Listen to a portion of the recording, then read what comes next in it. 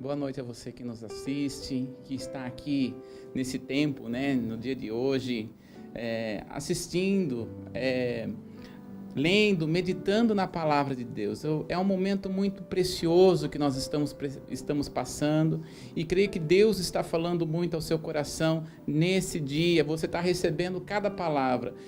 Quando tive a oportunidade de ver durante o dia, eu fui recebendo cada palavra, cada ministração profética que saía daqui, eu tomava posse daquilo que Deus estava falando, porque na verdade não é a boca de homens, isso daqui não nasceu do coração de homem, isso nasceu do coração de Deus, isso nasceu do coração do Senhor, e nós estamos aqui porque nasceu da vontade do Senhor, para que possamos compreender os desejos do coração dele nesse dia.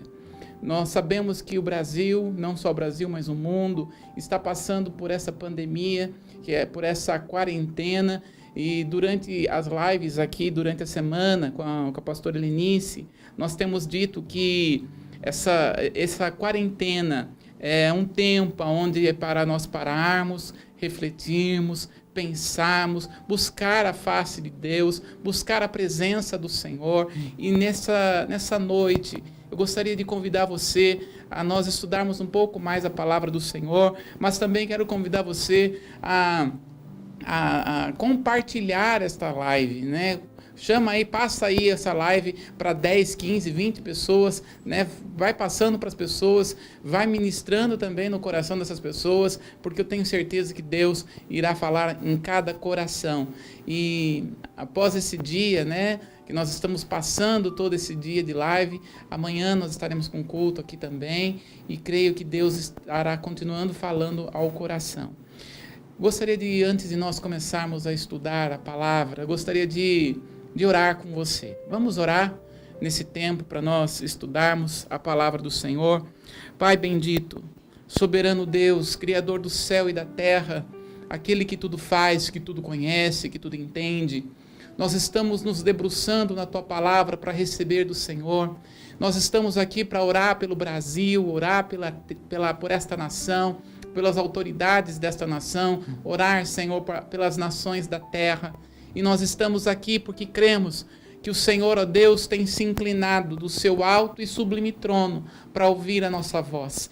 Pedimos, ó Deus, para que ao meditar nas santas escrituras, o Teu Espírito tenha liberdade de falar ao nosso coração de uma maneira poderosa, de uma maneira tremenda, em nome de Jesus. Leva-nos, ó Pai, a compreender a altura, a largura e a profundidade da Tua palavra nesta noite, em nome do Senhor Jesus. E assim, Senhor, nós damos a Ti a honra, damos a Ti a glória, damos a Ti o louvor, em nome de Jesus. O tema que eu quero estar falando com vocês é a oração que transforma a nação. E ela está baseada no livro de Neemias. Quando nós estamos falando sobre Neemias, no original, Esdras e Neemias, ele é um único livro. Eles estão juntos. Somente na Vulgata, com Jerônimo, né, que houve essa divisão de Esdras e Neemias. Provavelmente quem escreve Neemias não é Neemias, mas é Esdras que vai estar escrevendo. Mas ele conta a história aqui, que é muito importante nós sabemos, e vai nos ensinar lições preciosíssimas nessa noite, que vai fazer com que nós venhamos a mudar até mesmo a nossa maneira de nós orarmos. Lembremos que os discípulos chegou para Jesus certa vez e disse: ensina-nos a orar. E tudo aquilo que Jesus passa a ensinar os discípulos a orar, na verdade, todo o seu contexto, a maneira como está escrito, vem do Velho Testamento, né? Porém, com uma grande diferença que Jesus faz, quando ele diz, Pai Nosso. No Velho Testamento nós não temos nenhuma oração que começa dizendo Pai Nosso. No entanto, nós temos que ter as outras bases além do Pai Nosso que nós vamos entender aqui, dentro da palavra do Senhor. Então, a primeira coisa, eu gostaria que você abrisse comigo a palavra do Senhor em Neemias, no capítulo 1. Neemias está no Velho Testamento. Neemias capítulo 1, e nós vamos ler bastante, nós vamos ler todo o capítulo 1. Nós vamos ler do verso 1 até o verso 11. E eu creio que em nome de Jesus, o Espírito Santo há de ministrar a nós em cada versículo que nós lemos, em nome de Jesus. Então, começando no capítulo 1, no verso 1 de Neemias, a palavra do Senhor diz assim: Palavras de Neemias, filho de Icalias, no mês de Quisleve, no ano 20º, estando eu na cidadela de Suzã, veio Anani, um dos meus irmãos, com alguns de Judá. Então lhes perguntei pelos judeus que escaparam e não foram levados para o exílio e acerca de Jerusalém. Disseram-me: o restante que não foram levados para o exílio se acham lá na província, estão em grande miséria e desprezo. Os muros de Jerusalém estão derribados e as suas portas queimadas. Tendo eu ouvido estas palavras, assentei e chorei e lamentei por alguns dias. Estive jejuando e orando perante o Deus dos céus. E disse: Ah, Senhor Deus do céu, Deus grande e temível, que guarda as alianças e a misericórdia com aqueles que amam e guardam os teus mandamentos. Estejam, pois, atentos os teus ouvidos e os teus olhos abertos para acudirdes à oração do teu servo, que hoje faço na tua presença, de dia e de noite, pelos filhos de Israel, teus servos.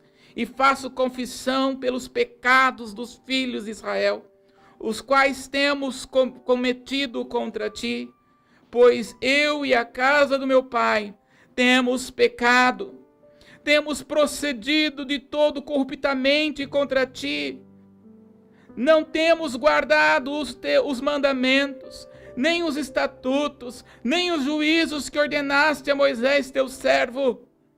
Lembra-te da palavra que ordenaste a Moisés teu servo, dizendo: se transgredirdes, eu vos espalharei por entre os povos, mas se vos converterdes a mim, e guardardes os meus mandamentos, e os cumprirdes, então, ainda que os vossos rejeitados estejam pelas extremidades do céu, de lá os ajuntarei, e os trarei para o lugar que tenho escolhido, e para ali fazer habitar o meu nome.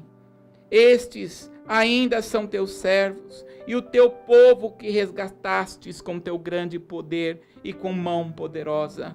Ah, Senhor, estejam, pois, atentos os teus ouvidos à oração do teu servo, e seja bem sucedido hoje o teu servo, e lhe dê mercê perante este homem. Nesse tempo, eu era o copeiro do rei. Nós vamos ver aqui que Neemias vai fazer uma oração maravilhosa na presença do Senhor. E cada uma dessas orações aqui, nós vamos ver de uma maneira muito profunda. Primeiramente, eu quero colocar você dentro do conteúdo histórico de Neemias. É muito importante você entender. Nós sabemos que no ano 586 a.C., a Babilônia veio até Jerusalém e tirou todas as coisas que estavam no templo. Os povos e os homens e mulheres mais inteligentes foram levados para Jerusalém. Aliás, foram levados para o cativeiro na Babilônia. E ficaram na Babilônia por durante 70 anos. Após, então, 70 anos, vem um outro império chamado Medo-Persa. Medo-Persa, então, tem uma estratégia diferente da realizada por Babilônia. Em vez de trazer todos os povos com que ele conquistou para a sua terra principal, ele faz com que as pessoas permaneçam em suas nações. E como havia muitos povos da terra de Jerusalém, na terra de Babilônia, ele permite com que muitos povos que estão na Babilônia voltem à sua terra original, e dentre esse povo, o povo de Jerusalém volta também para a sua terra.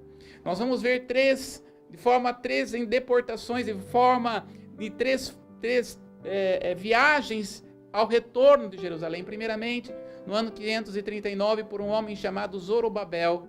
E Zorobabel tem um propósito, ao sair da Babilônia, começar a construção do templo em Jerusalém, o templo de Salomão em Jerusalém. Depois nós vamos ter no ano 458, através de Esdras, o povo vai retornar também para Jerusalém. E então somente no ano 445 com Neemias é que um povo também retorna. Mas dentro desse contexto, o povo já estava com Esdras, e aí então estava reconstruindo o templo. E quando nós olhamos para Esdras no capítulo 4, Esdras no capítulo 4, vai dizer o seguinte, a partir do verso 7, Esdras 4, 7 diz: E nos dias de Artaxerxes, rei da Pérsia, Bislão, Mitradate, Tabel e outros companheiros lhes escreveram a carta escrita com caracteres aramaicos na língua siríaca. Esta carta que estes homens escrevem para o rei Artaxerxes era exatamente contra o povo de Israel, para parar a construção do templo.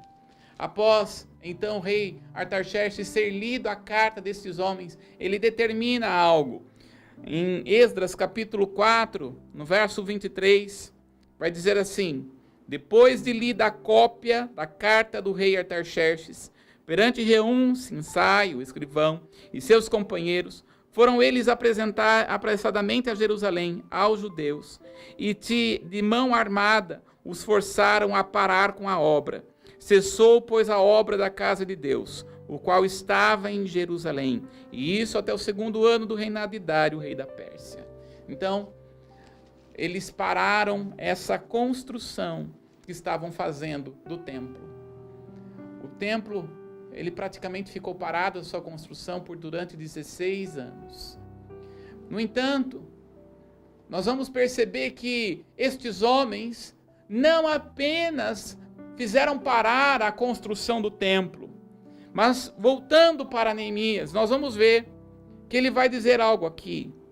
Então, entendendo esse contexto, de que foi parado, Artaxerxes mandou parar a construção do templo em Jerusalém. Em Neemias capítulo 1 vai dizer o seguinte, verso 2, Veio Anani, um dos meus irmãos, com alguns de Judá. Então, Anani, irmão de Neemias, ele precisa fazer alguma coisa. Neemias trabalhava com Artaxerxes. Então Anani sai de Jerusalém e vai até Suzã. De Jerusalém a Suzã, na Pérsia. Hoje a Pérsia é o Irã. Essa região pertence ao Irã. Dá 1.500 quilômetros. Eles foram a pé. Isso significa que durante 4 meses durou esta viagem. 4 meses. De Anani, o irmão de Neemias, sair de Jerusalém até chegar em Suzã, na Pérsia. E ao chegar lá, continuamos lendo aqui no verso 2, diz: Então lhe perguntei pelos judeus que escaparam e não foram levados para o exílio acerca de Jerusalém. Nós temos que entender algo aqui. Quando nós estamos falando sobre oração, nós devemos fazer seguindo diretrizes. Muitas vezes as pessoas chegam para mim e falam assim: por favor, Bruno, você pode orar por mim? E a primeira pergunta que faço é: sobre o que você quer que eu ore? Muitas pessoas não sabem o que pedir. Muitas pessoas não sabem como orar. E aqui nós vamos entender algo. Antes de Neemias orar, ele vai fazer a pesquisa para a sua oração. Antes de você orar sobre qualquer coisa, saiba para que você está orando.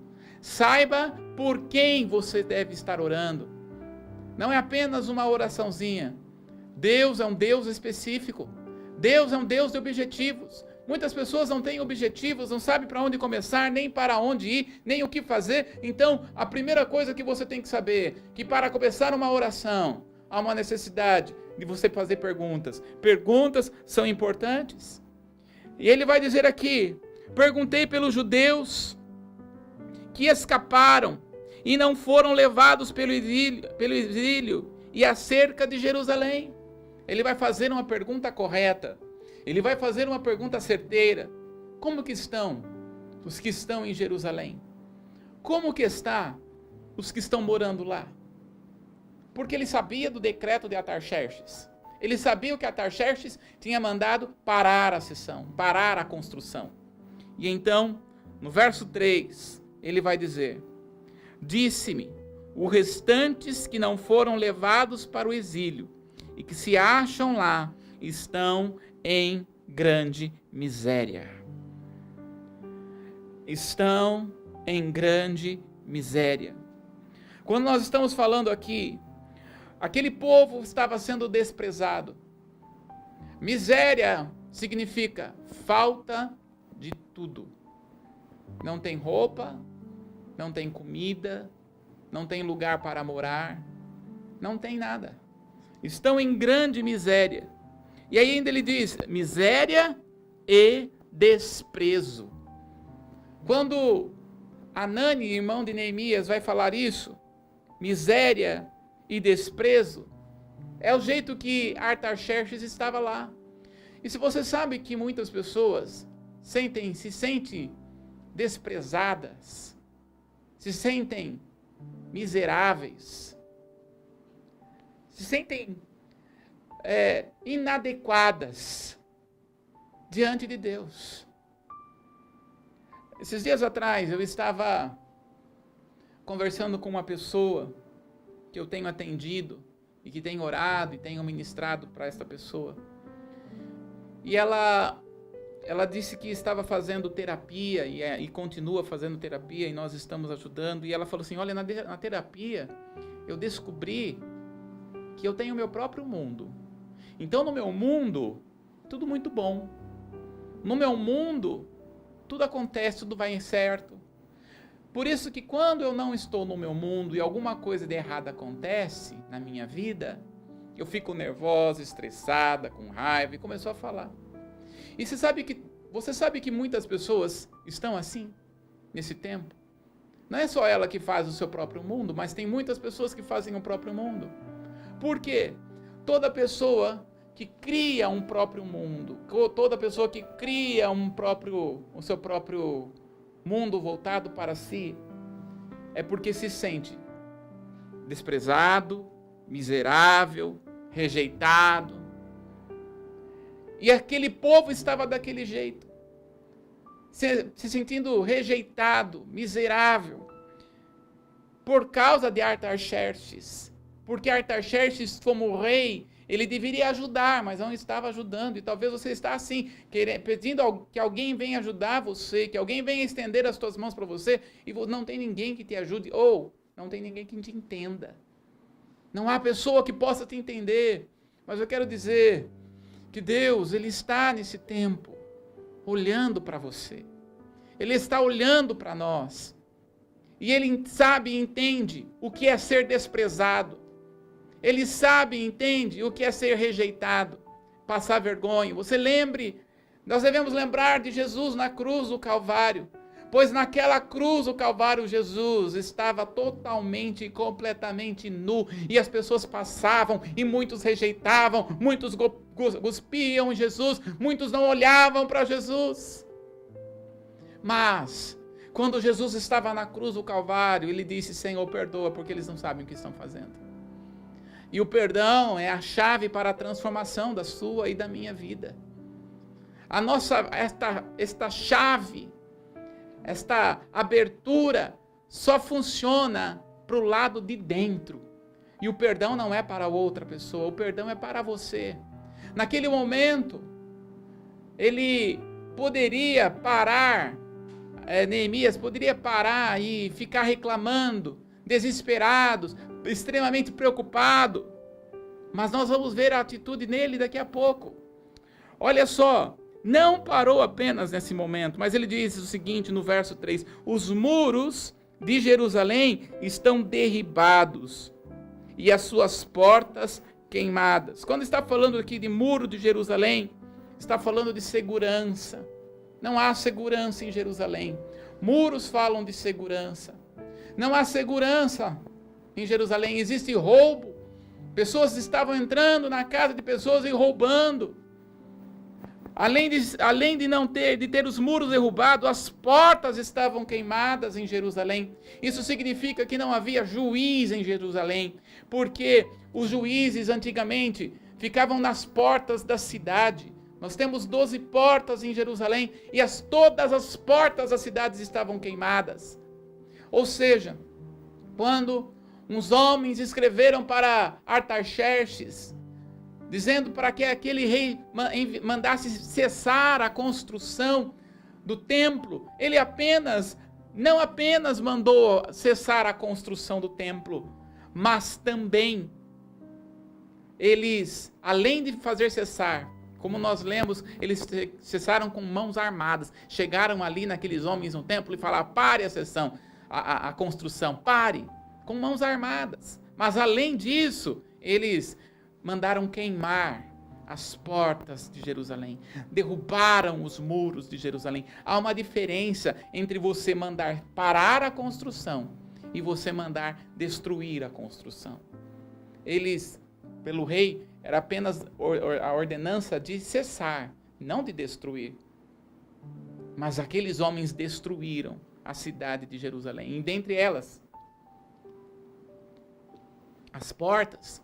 Então as pessoas eram roubadas e não tinha juiz, não tinha onde estabelecer o juízo sobre aquela cidade.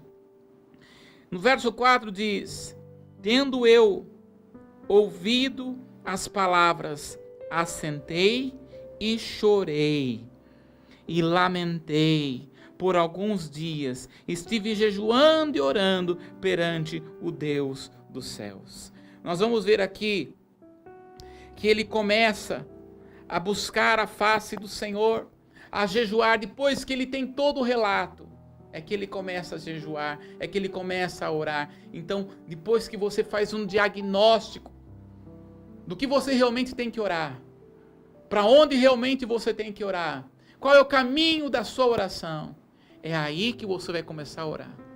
Seja estratégico na sua oração, porque veja, o Deus que nós servimos, ele é um Deus de estratégia. Ele não é um Deus que fica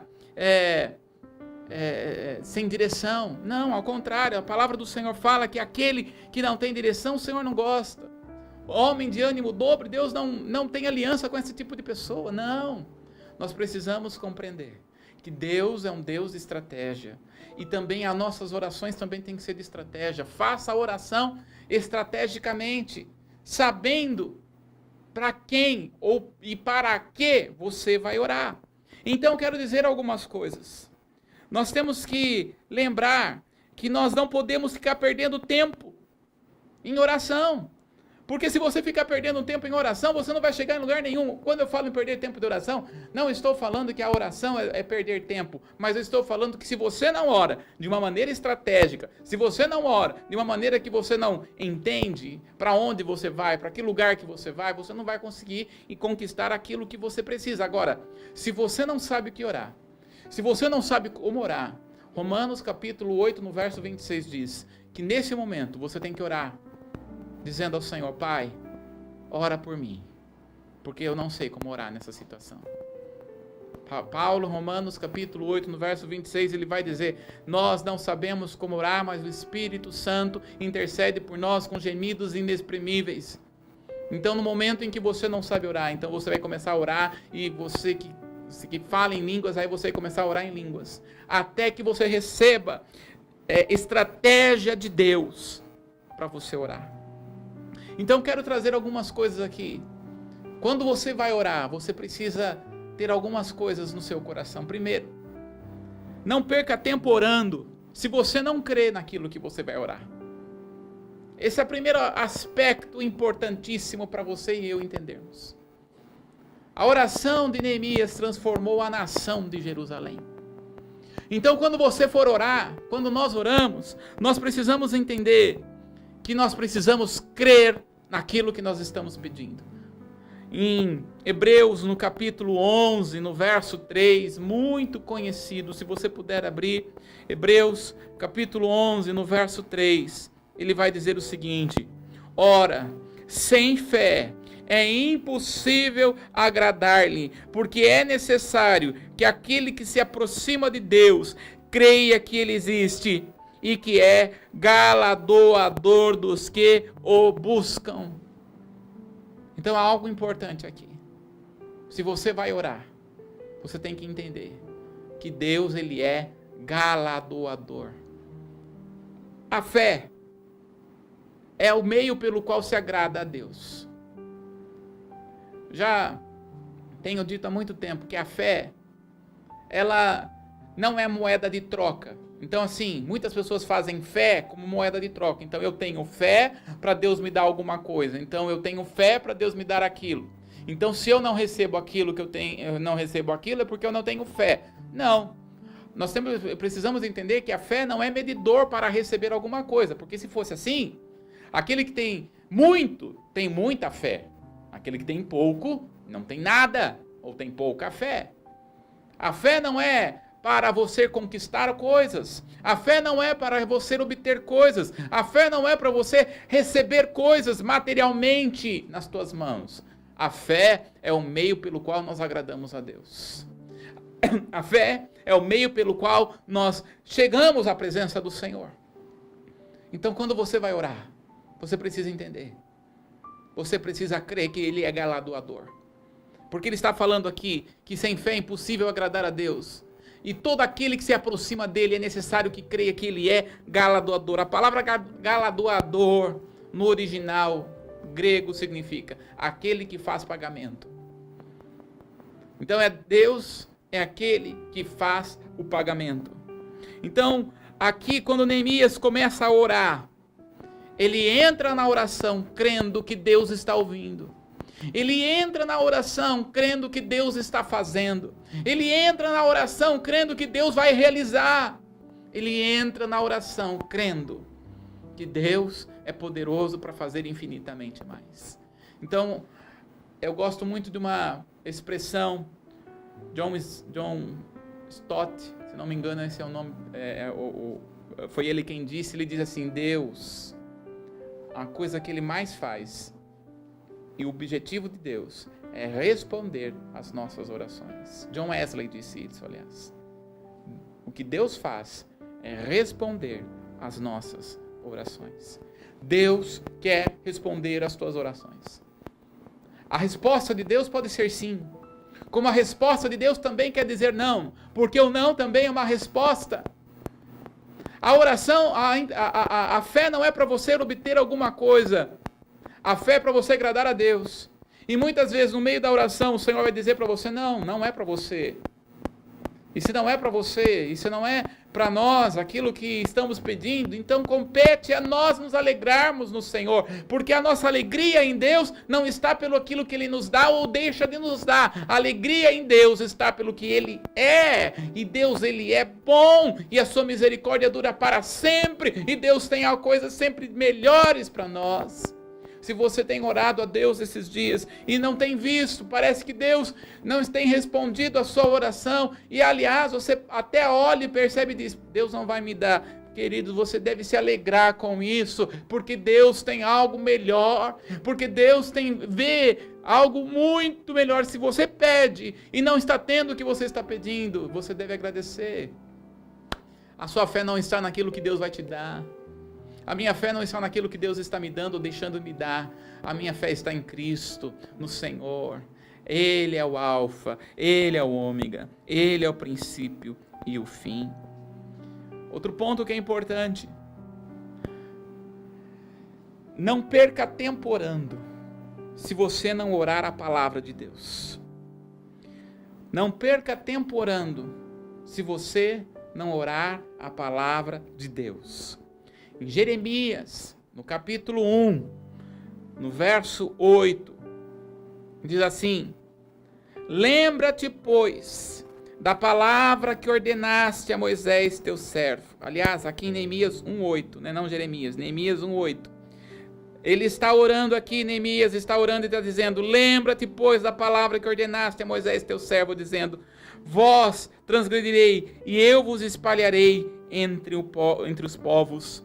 E vos converteres a mim, e guardardes os meus mandamentos, e os cumprires, então, ainda que vossos rejeitados estejam na extremidade do céu, de lá os ajuntarei, e os trarei ao lugar que tenho escolhido, para ali fazer habitar o meu nome. Quando nós lemos aqui Neemias capítulo 8, capítulo 1, no verso 8 e o verso 9, Neemias está orando a palavra. Neemias está orando o que está escrito em Deuteronômio capítulo 4, do verso 21 a 31, e Deuteronômio capítulo 30, do verso 2 ao 5. Deus tem compromisso com a sua palavra. É isso que você tem que entender. O compromisso que Deus tem é com a palavra que Ele mesmo diz. Olha, você não pode, se alguém chegar para você e disser assim: olha, você disse que ia ontem na minha casa, mas você olhar para aquela pessoa e falar: eu disse? Sim. Ela falou: você deve ter se confundido, porque eu não disse isso. Agora, se você fala uma palavra e não cumpre esta palavra, você não tem um caráter correto. Deus tem seu caráter, e Deus cumpre toda a palavra que Ele disse. Deus tem compromisso com a sua palavra. Deus não tem compromisso com o seu choro. Deus não tem compromisso com as suas lágrimas. Deus não tem compromisso com o seu jejum. Deus não tem compromisso com as palavras de automotivação que você fala. Deus tem compromisso com a sua palavra. Deus responde às orações de acordo com a sua palavra. Então nós precisamos nos voltar à palavra. Precisamos nos voltar às Escrituras, porque as Escrituras é que nos leva ao propósito de Deus. Então, quando Neemias ouve de seu irmão Hanani, a primeira coisa que Neemias faz é voltar-se à palavra do Senhor. Quem ora a palavra, ora a resposta. Quem ora a palavra, ora a cura. Quem ora a palavra, ora a transformação, restauração. A palavra que nós vamos orar é dizer: Senhor, a tua palavra diz. Algumas pessoas dizem assim: como que você reconhece quando alguém é um bom intercessor? Quando o intercessor começa a sua oração dizendo: Senhor, a tua palavra diz. Porque Deus tem compromisso com a palavra dele. Quando nós estamos falando a palavra de Deus, estamos falando a linguagem de Deus. Quando nós estamos falando a palavra de Deus, nós estamos falando o que Deus fala. Porque o que Deus fala, Deus está preso pela sua própria palavra, pela palavra que sai da sua boca. A palavra do Senhor Deus diz em Isaías, no capítulo 5, no capítulo 55, nenhuma palavra que sair da minha boca voltará para mim vazia. Então o entendimento que nós temos é que toda palavra que sai da boca de Deus, Ele vai cumprir. Há algo que eu sempre digo nas aulas. Imagina Deus no seu alto e sublime trono. Imagina Deus. Há algo maior do que Deus? Há algo que pode ser maior do que o Senhor Deus? Todos os alunos geralmente respondem: não, nada é maior do que Deus. E eu digo: sim, a palavra que Deus disse é e mostra o próprio Deus. Portanto, a palavra que Ele fala está acima dele mesmo. Porque a palavra que Ele fala não volta para Ele vazia. Ele está comprometido com a sua palavra. Então, quando você e eu, quando nós vamos orar, a primeira coisa que nós vamos fazer é orar a palavra, é declarar a palavra, é decretar a palavra. Você tem ouvido muito esses dias aqui, dizendo: ora a palavra, busca a palavra. Então, quando nós vamos orar, é exatamente isso que Neemias vai fazer. Ele vai dizer: Senhor, a tua palavra. Jesus, a tua palavra. Oh, Senhor, é a tua palavra que diz. Não é palavra de homem. Não é palavra de um qualquer, é uma palavra do grande eu sou, que ressuscitou ao terceiro dia. Portanto, a nossa fé está na palavra. Nosso entendimento está na palavra. Por exemplo, quando você está passando por alguma enfermidade, a primeira coisa que você deve dizer é: Senhor, a tua palavra diz, Isaías 53, que pelas suas pisaduras somos sarados. Pai, a tua palavra diz que nós somos, pelas suas feridas, somos curados, sarados. Então é esta palavra que você vai pegar, é esta palavra que você vai apresentar diante de Deus, é esta palavra que você vai colocar diante do altar do Senhor. Então você vai declarar esta palavra, o que está escrito, porque Ele se comprometeu com a sua palavra. E aí você pode dizer: mas Bruno, quantas pessoas eu conheço que estão declarando a palavra do Senhor e não foram curadas, e outras até mesmo faleceram? A nossa fé está na palavra. Eu sempre digo e coloco Paulo, a fé de Paulo está na palavra. Em 1 Tessalonicenses 4, no verso 16, Paulo vai dizer que nós, e ele está incluindo ele aqui, Paulo, apóstolo, ele diz: nós, os que estamos em Cristo, seremos arrebatados. Mas Paulo morreu. Paulo vai ser arrebatado? Não. Paulo vai ser ressuscitado, porque ele morreu. E aí? Mas então nós vamos aprender o que Paulo vai dizer, porque no finalzinho da sua vida para Timóteo, ele vai dizer: eu combati o bom combate, acabei a carreira e guardei a fé. O que é guardar a fé? É guardar a palavra. E o que é guardar a palavra? Ainda que você não venha vivê-la completamente, você está guardando a fé. Posso não ser curado, mas continuo crendo que Deus cura. O que Paulo estava dizendo para Timóteo: posso não ser arrebatado, mas eu creio que ele vai arrebatar a igreja. Essa é a diferença, querido. A nossa fé não está nas circunstâncias. Não olhe para as suas circunstâncias, porque Ele é que tem cuidado de você. Então, Paulo vai dizer aos irmãos na igreja: olha, olhai para o Senhor, faça as suas orações, ore ao Senhor e lance sobre Ele toda a vossa ansiedade, porque Ele é quem tem cuidado de vós. Ele é quem cuida. Ele tem cuidado de você. Talvez você diga: mas eu não tenho visto o cuidado. Talvez eu não tenha, você está dizendo: mas eu não tenho visto esse amor. Está me faltando alguma coisa, está me faltando. Eu quero dizer para você: Deus, Ele entra com providência de uma maneira poderosa. A sua fé está sendo firmada. Você sabe que Deus, em Ageu, Ele vai dizer: as coisas abaláveis têm que sair para que as inabaláveis permaneçam. Então, quando Deus começa a abalar, Deus está abalando a terra, Deus está abalando esta nação, Deus está abalando as estruturas, e que abale as estruturas, mesmo em nome de Jesus, para que apenas permaneça aquilo que vem dele na nossa vida, para apenas aqueles que são dele permaneça. Ele está balançando, como um vento balança um babuzal, como um vento balança as árvores, Deus está balançando a terra. Quem serão aqueles que permanecerão? Quem serão aqueles que permanecerão? Deus está fazendo com que a nossa fé seja firmada nele, seja firmada no Senhor, voltando os olhos para Jesus, autor e consumador da nossa fé. O verdadeiro, o único, aquele que é digno de ser louvado, entronizado. Para ele seja a glória e o louvor para sempre. E quando nós olhamos aqui, ele está declarando a palavra do Senhor. Então, queridos, quando você vai orar, nós podemos entender que devemos orar a palavra de Deus.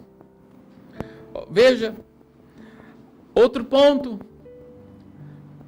não perca tempo orando se você não reserva um tempo de oração. Nós precisamos reservar um tempo de oração, um tempo de leitura bíblica, um tempo na presença de Deus, para que Deus venha trabalhar ao nosso coração. A palavra do Senhor vai dizer: orai sem cessar, ou seja, em todo tempo, em todo momento. Você e eu, nós devemos estar em oração, devemos estar permanecendo na presença de Deus em todo tempo. No entanto, você e eu, nós precisamos pegar um tempo sozinhos. Você e Deus. A palavra do Senhor em Neemias, no capítulo 1, no verso 11, diz: Ah, Senhor, estejam, pois, atentos os teus ouvidos à oração do teu servo e à oração dos teus servos que desejam temer o teu nome. Nós precisamos nos voltar à palavra nesse tempo, buscar a presença do Senhor. Não é o quanto tempo você ora, porque certamente todo crente deveria ter pelo menos 1 hora de oração. Porque Jesus, em Mateus, no capítulo 25, no verso 40, ele vai dizer, Mateus 26, no verso 40, ele vai dizer: e voltando para os seus discípulos, achou-os adormecido e disse a Pedro: então nem 1 hora pudeste vigiar, pudeste orar comigo? Então, pelo jeito, nos parece que quando o Senhor está falando e propondo para nós um tempo de oração, é pelo menos 1 hora. 1 hora. Será que você não pode orar por apenas 1 hora? 1 hora. Claro que nós estamos em oração sem cessar, em todo o tempo. Nós não precisamos de uma cerimônia para orar, dizendo: ó Senhor poderoso Deus que fez os céus e a terra. Não, mas você precisa ter um tempo com Deus, um tempo sozinho com o Senhor, um tempo na plenitude dEle, receber da voz de Deus, receber da direção de Deus. Nesse tempo de pandemia, Deus quer trazer coisas novas. Nesse tempo de pandemia, Deus quer trazer uma visão nova. Deus quer fazer com que aqueles que estão no Senhor tenham uma visão de águia, em vez de você ficar reclamando porque não tem cliente, porque não tem emprego, porque não tem ninguém na empresa, porque isso, porque aquilo. Pede ao Senhor: Deus me dá visão de águia, porque é momento de eu me reinventar, é momento de eu fazer coisas novas, é momento de aprender coisas novas, é o momento de eu fazer coisas novas. Você vai pela internet aí, você começa a ver cursos gratuitos. Faz um curso nesse tempo que você está na sua casa. Fica deitado não, dormindo não. Procura o melhor de Deus nesse tempo. Se reinvente. Naquele momento de crise na vida de Neemias, ele poderia ficar só aqui, orando, jejuando, mas ele entendeu que não é apenas isso. Ele tinha que agir. Mas antes de agir, ele começou a orar. Então, antes de você começar qualquer atitude, antes de você buscar qualquer coisa, clame, ore, busque ao Senhor. É tempo de nós buscarmos a presença de Deus. É tempo de nós buscarmos a face do Senhor. E conforme você vai buscando a face de Deus, o Senhor vai abrindo os teus olhos, o Senhor vai dando visão de águia, e você vai começar a atingir e a ir para novos lugares, para novos níveis. Deus quer fazer de você que é empreendedor, para você fluir mais, para que você possa ter nesse tempo, diante da pandemia, em vez de você ficar chorando, venda os lenços. Em vez de você ficar pedindo alguma coisa, se reinvente. É tempo de algo novo. Porque para nós, os cristãos, sempre existe uma saída. A palavra do Senhor fala que é luz para o nosso caminho. No caminho do cristão, meu irmão, não existe uma luz no fim do túnel. Na vida do cristão, existe um caminho de luz que vai brilhando, brilhando, até chegar e ser dia perfeito. Então é momento, e aqui Neemias, ele, em vez de ficar apenas murmurando, não, ele foi buscar a presença do Senhor. Então ele tinha um tempo de oração. Interessante nós notarmos outra coisa. Quando você ora, não perca tempo orando. Se você quebrar as suas orações com palavras terríveis de negativação. Quando muitas pessoas oram ao Senhor, elas até começam a declarar a palavra, dizendo assim: Senhor, eu tomo posse da tua palavra que diz que eu sou curado. Então ele fecha a porta do quarto e ele ora no seu interior e começa: Senhor, eu estou na tua presença, a tua palavra diz que eu sou curado, a tua palavra diz que eu sou restaurado, a tua palavra diz que eu sou edificado. Pai, então em nome de Jesus, eu tomo posse da cura. E ele está com dor no pé, né? Ele toma posse da cura, em nome de Jesus, eu digo: o pé está curado, restaurado em nome de Jesus. Aí ele termina a oração, vai dar aquela andada, ele começa: ai, tá doendo. O que ele fez? Ele quebrou toda a oração que ele tinha feito. Mais importante do que a oração é o que você vai fazer depois da oração. Quando você ora, você vai concordar, as suas atitudes têm que ser em concordância com a oração que você está fazendo. Então, quando nós olhamos aqui em Neemias, ele vai dizer aqui no capítulo 1, no verso 11, ele diz assim: e faze prosperar hoje o teu servo, e dá-lhe graça perante o rei. E eu então era o copeiro. Então olha só, Neemias, ele ora, ele busca, ele vai à presença de Deus, mas depois da oração, o que ele faz? Ele não fica reclamando. Não vai dar certo. Não vou conquistar. Tá difícil. Essa pandemia. Isso, aquilo. Vida, céu. Não. O que Neemias vai fazer? Ele vai concordar, ele vai dizer: Senhor, faz prosperar. Agora que eu orei, agora que eu entreguei nas tuas mãos, e agora que eu recebi a direção do Senhor, faz-me prosperar nas tuas mãos. Faz este teu servo prosperar. Então é importante você agir, porque quando você age, Deus está com você, a presença do Senhor está com você. É importante você agir. Agora, haja certo. Não vá agir de qualquer maneira, sem estratégia, sem direção. Haja de uma maneira correta. E é aqui, queridos, nós precisamos entender que antes de qualquer ação, é oração. Costumo dizer, 80% oração, 20% ação. Você não pode só agir sem orar, mas também não pode orar sem agir. Você precisa orar e agir. Antes de agir, orar. Porque o prazer de Deus é responder às orações que nós fazemos. Esse é o prazer que Deus tem para conosco. Então, olha só. Quanto tempo Neemias orou? Se você olhar comigo para Neemias capítulo 1, no verso 1, ele diz o seguinte: palavras de Neemias, filho de Acalias, no mês de Quisleu. No capítulo 2, no verso 1, ele vai dizer: no mês de Nissan, no 20º do rei Artaxerxes. Então nós vamos pegar aqui, no mês de Quisleu, até o mês de Nissan, são 4 meses. 4 meses de oração. 4 meses, 120 dias. Antes de Neemias se apresentar perante o rei e apresentar a causa dele, ele orou ao Senhor. E é isso que nós precisamos entender. É isso que nós precisamos compreender. Que há uma necessidade de nós orarmos na presença do Senhor.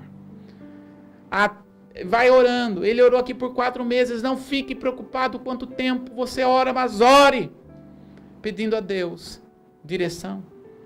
4 meses antes de ele falar com o rei. 4 meses antes de ele pedir ao rei. Algo importante que nós precisamos entender também. Ele vai orar aqui, no capítulo de Neemias, capítulo 1, no verso 6. Ele vai dizer: Estejam, pois, atentos os teus ouvidos, os teus olhos, abertos para acudirdes à oração do teu servo que hoje faço perante a tua presença, dia e noite, pelos filhos de Deus, pelos filhos de Israel. Ele orou 4 meses, dia e noite, dia e noite. Quanto tempo nós vamos orar? Dia e noite, na presença do Senhor, a todo tempo, dia e noite. E quando ele começou a orar, Deus dizendo: faço confissão pelos pecados dos filhos de Israel, os quais temos cometido contra ti, pois eu e a casa de meu pai temos pecado. Queridos, nós precisamos entender que quando nós vamos orar, quando nós vamos clamar ao Senhor, devemos pedir perdão dos nossos pecados. Devemos pedir perdão. Deus é aquele que perdoa as transgressões dos pais aos filhos. Jesus já levou todo o nosso pecado. Jesus já levou todas as nossas iniquidades. No entanto, há uma necessidade de nós buscarmos ao Senhor Jesus, por pedirmos perdão ao Senhor pelo pecado. Ora, pecado, o que é pecado? Pecado, muitas vezes, quando nós falamos, nós muitas vezes imaginamos o pecado do ato sexual, ou alguma coisa desta área. Mas pecado, a palavra pecado é hamartia, que significa errar o alvo. E muitas vezes você tem errado o alvo com a sua casa, com a sua família, com os irmãos da igreja, com as pessoas com quem você trabalha. Você muitas vezes tem errado este alvo. Então é momento de você pedir perdão ao Senhor. Quando nós entramos na presença do Senhor, toda vez eu peço ao Senhor: Pai, passa em revista em mim o meu coração. Eu não posso dizer do pecado do meu irmão, da pessoa que está do meu lado. Eu não sei da vida dele. Mas uma coisa precisamos entender: que cada um sabe o seu próprio pecado. Cada um sabe aonde é a sua área débil de fragilidade. Todos os homens dessa terra, todos os seres humanos têm uma área débil. E nesse momento, nós precisamos entender que nós devemos fazer desta área uma fortaleza. Paulo dizia: quando estou fraco, é aí que estou forte. Queridos, Deus está com os olhos para nós nesses dias. Deus está com os olhos para a sua igreja, para ver qual é a atitude que temos tomado. E nós devemos orar ao Senhor. Nós devemos agir com fé. Aqui Neemias, ele orou uma oração que transformou a nação.